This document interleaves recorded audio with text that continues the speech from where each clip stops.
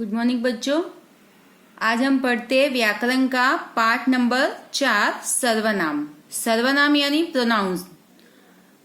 इसका टाइटल आप देखो, सर्व प्लस नाम, यानी कि नाम की जगह पर जो शब्द का प्रयोग किया जाता है उसे सर्वनाम कहते हैं। इसी शब्द के अंदर उसकी डेफिनेशन आ जाती है, यानी कि नाम के स्थान पर जो शब्द का प्रयोग किया जाता है उसे सर्वनाम कहते हैं। आगे देखो, उमेश एक अच्छा लड़का है। यहाँ पर नाम कौन सा है? उमेश। वह 5वीं कक्षा में पढ़ता है। तो वह शब्द किसके लिए यूज किया, किसके लिए प्रयोग किया? उमेश के लिए, नाम के लिए। तो नाम के स्थान पर जिस शब्द का प्रयोग किया गया वह शब्द सर्वनाम कहलाता है। उसके पिताजी बैंक में काम करते हैं। वह कहता है मैं बड़ा होकर डॉक्टर बनूंगा। इन सभी वाक्यों में वह, उसके, वह, मैं, ये सारे शब्द उमेश के लिए प्रयुक्त हुए हैं। प्रयुक्त होना यानी प्रयोग होना। उमेश एक संज्ञा शब्द है। संज्ञा यानी नाम। उमेश एक नाम शब्द है क्योंकि यह एक व्यक्ति का नाम है। वह, उसके तथा मैं आदि शब्द सर्वनाम है। ये नाम भी उमेश के लिए ही है। अतः वाक्य में संज्ञा शब्दों के स्थान पर आने वाले शब्द सर्वनाम कहलाते हैं। फिर से एक बार, वाक्य में संज्ञा शब्द के स्थान पर आने वाले शब्द सर्वनाम कहलाते हैं। आप संज्ञा शब्द की जगह नाम भी लिख सकते हो, पर व्याकरण की भाषा में नाम को हम संज्ञा बोलते हैं। तो यहाँ पर वापिस एक बार दोबारा ध्यान से, वाक्य में संज्ञा शब्दों के स्थान पर आने वाले शब्द सर्वनाम कहलाते हैं। अब सर्वनाम के भेद। सर्वनाम के 6 भेद है। कितने भेद? 6 भेद। सबसे पहला पुरुषवाचक सर्वनाम, निश्चयवाचक सर्वनाम, अनिश्चयवाचक सर्वनाम, संबंधवाचक सर्वनाम, प्रश्नवाचक सर्वनाम और निजवाचक सर्वनाम। कौन सा? लास्ट वन, निजवाचक सर्वनाम। अब हम 1 बाय 1 डिटेल में पढ़ेंगे। सबसे पहला है पुरुषवाचक सर्वनाम। पुरुषवाचक सर्वनाम यानी वक्ता, श्रोता, वक्ता यानी बोलने वाला, श्रोता यानी सुनने वाला, या अन्य किसी व्यक्ति के लिए जिन सर्वनाम शब्दों का प्रयोग किया जाता है वे पुरुषवाचक सर्वनाम कहलाते हैं। जैसे अभी मैं बोल रही हूं, तो मैं शब्द क्या हुआ? वक्ता, बोलने वाला, उसके लिए मैं सर्वनाम आया, तो वह पुरुषवाचक में। श्रोता यानी आप लोग सुन रहे हो, तो मैंने तुम्हारा नाम नहीं लिया, लेकिन क्या बोला? आप। तो आप शब्द कौन सा होगा? पुरुषवाचक सर्वनाम। और अन्य किसी, यानी कि घर में कोई और भी सुन रहा होगा, तो कोई और दूसरा होगा, वो भी पुरुषवाचक में आएगा। यानी कि वक्ता, श्रोता या अन्य किसी व्यक्ति के लिए जिन सर्वनाम शब्दों का प्रयोग किया जाता है वे पुरुषवाचक सर्वनाम कहलाते हैं। अब पुरुषवाचक सर्वनाम के भी और 3 भेद हैं। उसके भी 3 प्रकार हैं। एक उत्तम पुरुष, मध्यम पुरुष और अन्य पुरुष। उत्तम पुरुष यानी बोलने वाला, यानी कि मैं। तो मैं शब्द किस में आएगा? सर्वनाम, उत्तम पुरुषवाचक सर्वनाम। मध्यम पुरुषवाचक सर्वनाम यानी तुम, आप लोग सुन रहे हो, तो तुम शब्द किस में आएगा? मध्यम पुरुषवाचक सर्वनाम। और अन्य पुरुष यानी बाहर बच्चे खेल रहे हैं या बाहर वे लोग खेल रहे हैं, तो वे शब्द अन्य लोगों के लिए आया, आपके या मेरे लिए नहीं। वो दूसरे लोगों के लिए जो वर्ड यूज होता है, जो शब्द यूज होता है, वह अन्य पुरुषवाचक सर्वनाम होगा। यहाँ पर देखो, बोलने वाला अपने लिए मैं कहता है, यह उत्तम पुरुष। सुनने वाले के लिए तुम का प्रयोग होता है, यह मध्यम पुरुष है। अन्य व्यक्तियों के लिए वह, वे शब्दों का प्रयोग होता है, तो यह अन्य पुरुष है। अब पुरुषवाचक सर्वनाम को एक तालिका में देखो, यानी कि इस बॉक्स में देखिए। पुरुषवाचक सर्वनाम उत्तम पुरुष में क्या आएगा? मैं, हम।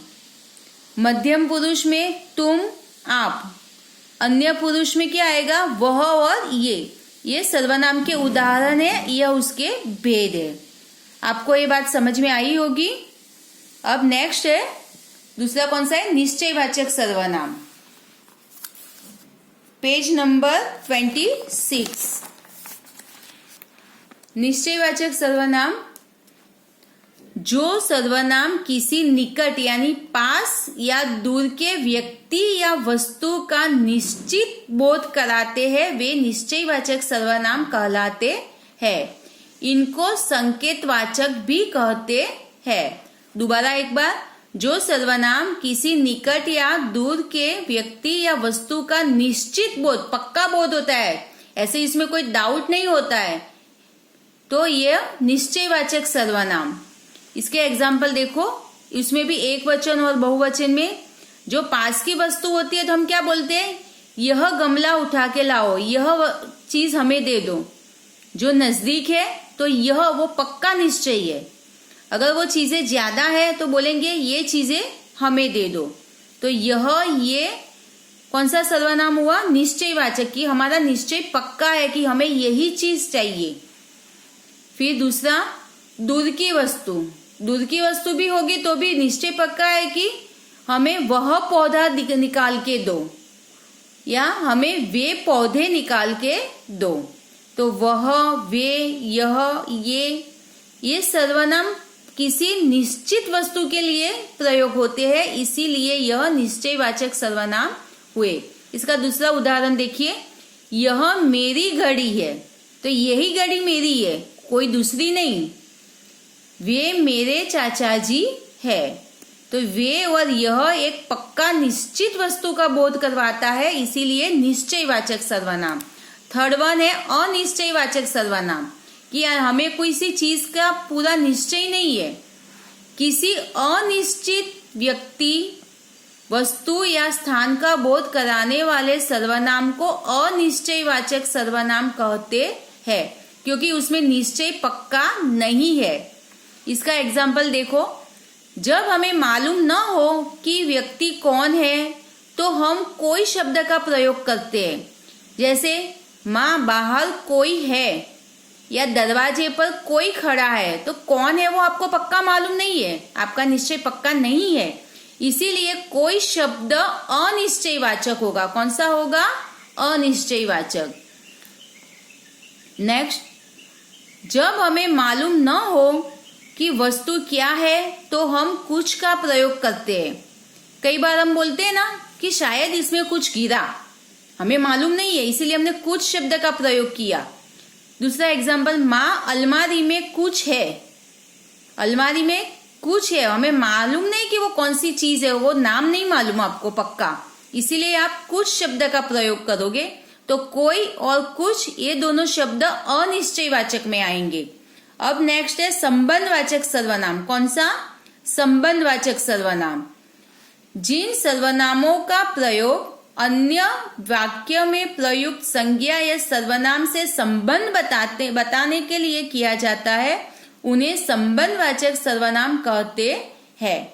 यानी कि संज्ञा या सर्वनाम का संबंध बताने के लिए जिन का प्रयोग किया जाता है, वे सर्वनाम संबंधवाचक सर्वनाम कहलाते हैं। आप उदाहरण देखोगे तो समझ में आएगा। निम्नलिखित वाक्यों में जो, वह, जो, सो संबंधवाचक सर्वनाम है। जो ठीक काम करेगा वह फल पाएगा, जो अच्छे से पढ़ेगा वह परीक्षा में पास होगा। तो जो, वह, ये सारे सर्वनाम संबंधवाचक है, क्योंकि इसका संबंध इसके साथ है। तो ये दोनों सर्वनाम एक दूसरे के साथ संबंध बताते हैं, इसीलिए यह संबंधवाचक सर्वनाम कहलाते हैं। जो बोएगा सो काटेगा, इसका अर्थ होता है कि आप जैसा काम करोगे वैसा पाओगे। तो जो और सो का अर्थ भी यही होगा कि ये दोनों संबंधवाचक सर्वनाम है। नेक्स्ट है प्रश्नवाचक सर्वनाम। किसी व्यक्ति, वस्तु या स्थान के विषय में प्रश्न का बोध कराने वाले सर्वनाम प्रश्नवाचक सर्वनाम कहलाते हैं। नेक्स्ट पेज देखिए, पेज नंबर 27।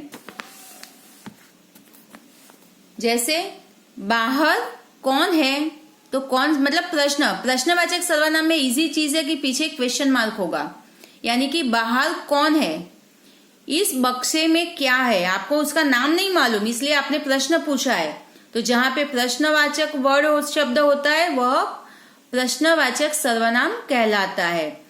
इन वाक्यों में कौन का प्रयोग किसी मनुष्य के लिए या क्या का उपयोग किसी प्राणी या वस्तु के लिए हुआ है, यानी कि कौन, क्या, ये सब वर्ड आए तो आप समझ लो कि ये पुरुषवाचक प्रश्नवाचक सर्वनाम है। नेक्स्ट है निजवाचक सर्वनाम। निज यानी अपने खुद के लिए, अपने आप, अपने लिए जो हम सर्वनाम का प्रयोग करते हैं वह निजवाचक सर्वनाम।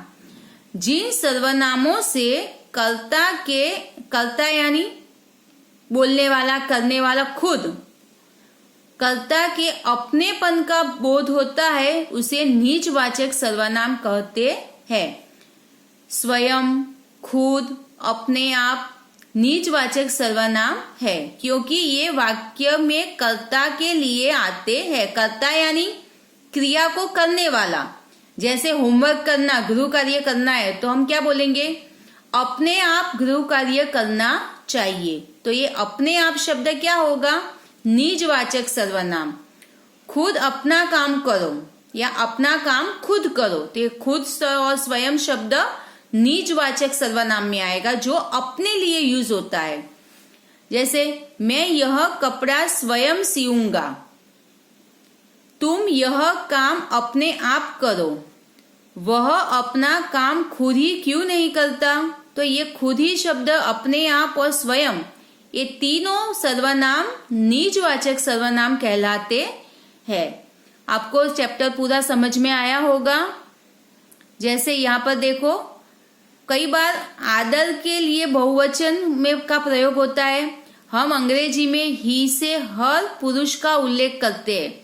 ही मतलब हर पुरुष के लिए ही वर्ड होता है, ही इज माई सन, तो या वह मेरा बेटा है, ही इज माई अंकल, तो यहाँ पर ही के लिए हम यहाँ हिंदी में वह शब्द नहीं यूज होता है, यहाँ पर इसके लिए वे हो जाता है। वे इसलिए कि चाचा जी बड़े हैं, उनके आदर के लिए हम वे शब्द का प्रयोग करते हैं। वे यानी बहुवचन शब्द का, यह एक वचन शब्द है और यह बहुवचन, यानी कि किसी भी बड़े व्यक्ति को आदर के लिए हम बहुवचन से बुलाते हैं कि वे मेरे चाचा है। हम वे को बहुवचन सर्वनाम कहते हैं, लेकिन यहाँ एक व्यक्ति के लिए आया है। अब आगे देखिए, हम हिंदी में बड़ों को आदर देने के लिए सर्वनाम क्रिया दोनों में बहुवचन का प्रयोग करते हैं, जो मैंने पहले बता दिया। वह बच्चा एक वचन, वे अंकल, अंकल एक ही है पर एक वचन तो है ही, पर वो आदर के लिए हमने यहाँ पर वे शब्द का प्रयोग किया है। वे बच्चे, यहाँ पर वे बच्चे, तो वे बच्चे तो बहुत सारे हैं, इसलिए वे यहाँ पर बहुवचन है क्योंकि बच्चे छोटे हैं, उनको आदर देने की जरूरत नहीं है, पर ये वे वो ज्यादा संख्या है इसलिए वे का प्रयोग किया है। वे दोनों अंकल, यहाँ पर वे शब्द का बहुवचन भी है और आदर के लिए भी वे शब्द है, यानी कि बड़ों को यानी कि आदर देने के लिए हमेशा बहुवचन सर्वनाम का प्रयोग किया जाता है। आपको ये पूरा समझ में आया होगा। ध्यान से घर पर एक बार और पूरा पाठ पढ़िए और ये जो पॉइंट दिए वो भी अच्छे से पढ़िए और इसका अभ्यास कार्य मैं आपको आंसर की के रूप में भेजूंगी।